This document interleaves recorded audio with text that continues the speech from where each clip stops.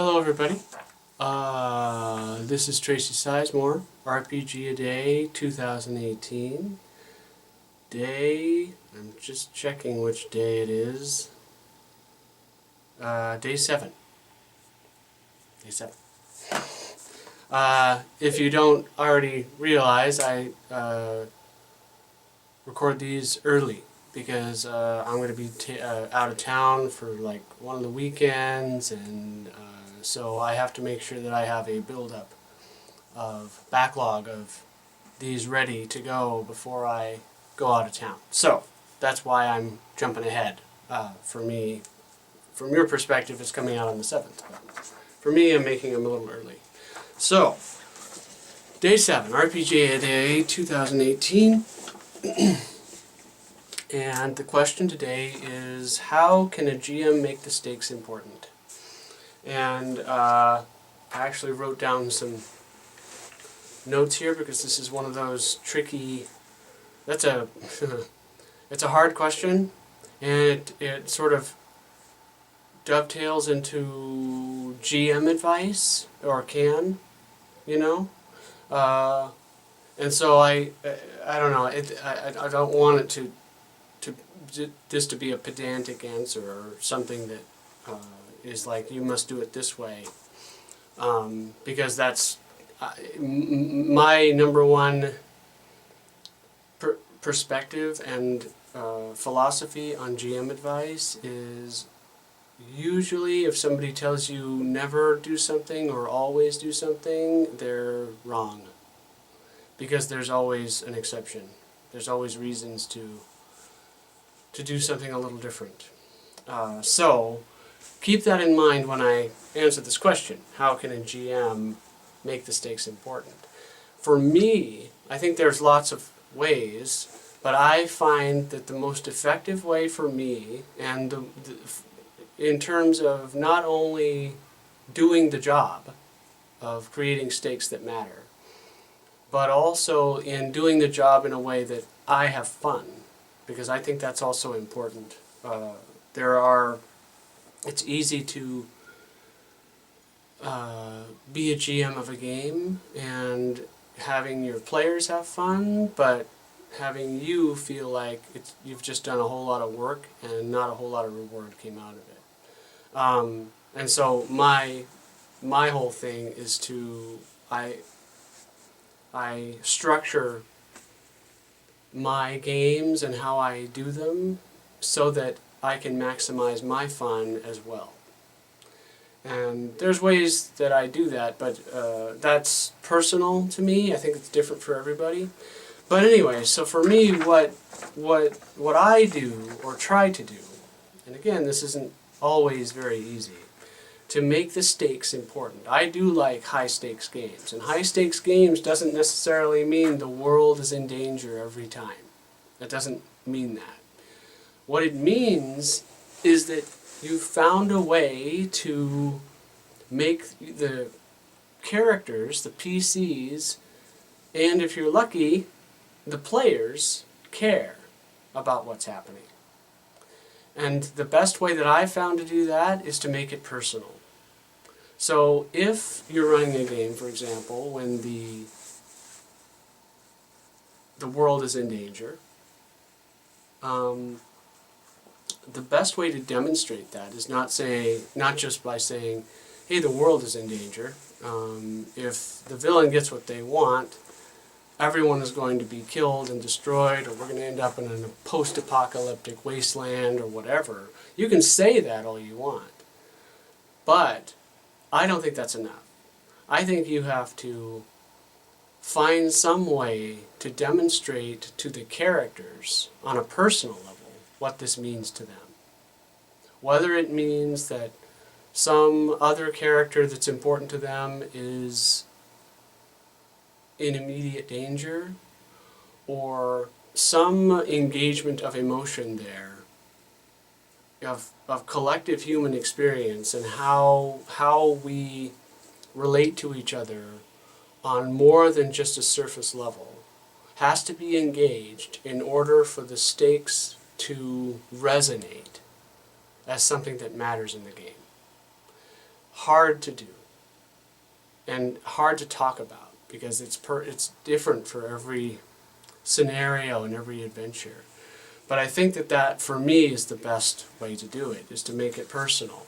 Make it personal both for the characters, the PCs, the fictional characters that the players are playing, by engaging their relationships or engaging what they care about, by using what they care about as motivation.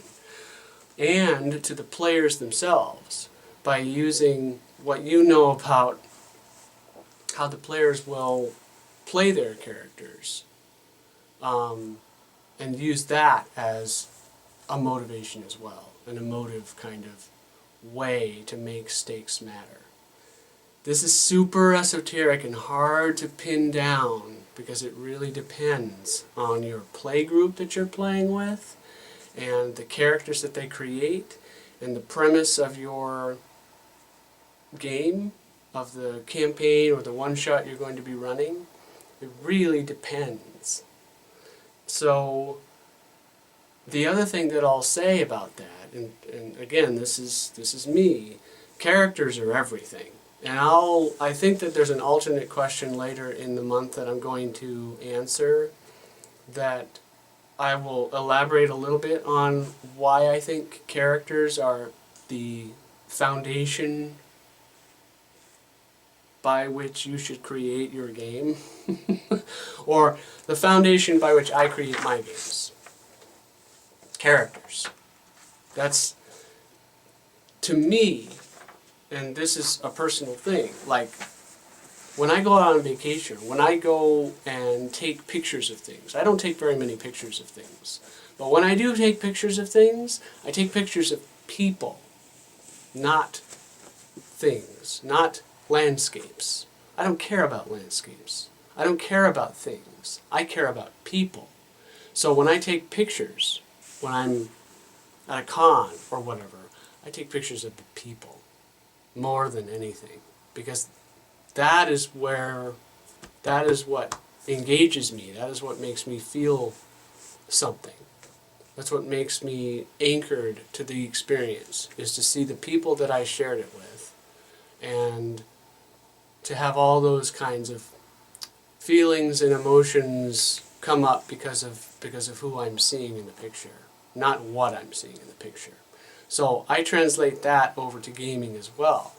So in order to enhance the stakes of a game or to emphasize the stakes, I think for me, I primarily use characters to do it. Relationships between characters. It doesn't have to be, ham-fisted, but you have to look for those opportunities and understand your character, your PCs, and understand your players well enough to know what will engage them with the NPCs that you create. Whether it's motivation for revenge against the villain, or motivation to save somebody that they care about, like, their daughter, or motivation to save somebody that they've met while adventuring in the world, and to bring those things home, to make sure that they know that those people are in danger, so that they have the opportunity to access those motivations and feelings and channel them into what we hope will be the ultimate resolution of this game, right? So that's the way I tend to do it. It might be it might not be the right way. I don't know, but it tends to work for me. The only other thing that I'll say, and this again is sort of part of a larger topic that a friend of mine, Ron Blessing, and his wife Vern, friends Vern, Ron, and their daughter Kaylee and I talked about a little bit, which is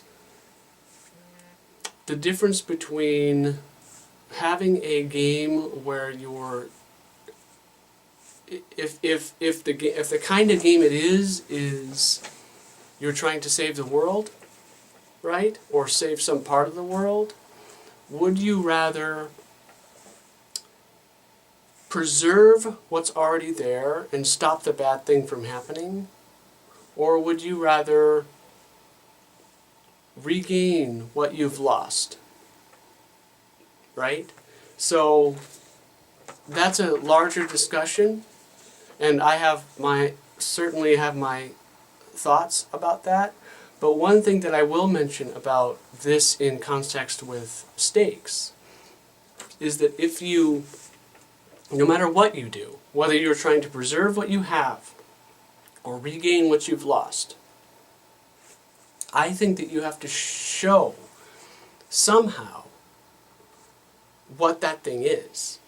Whether it's civilization with people going about their lives and having and being happy and all that stuff, or if you understand that and are living that right now, then show them what you could lose if you don't succeed.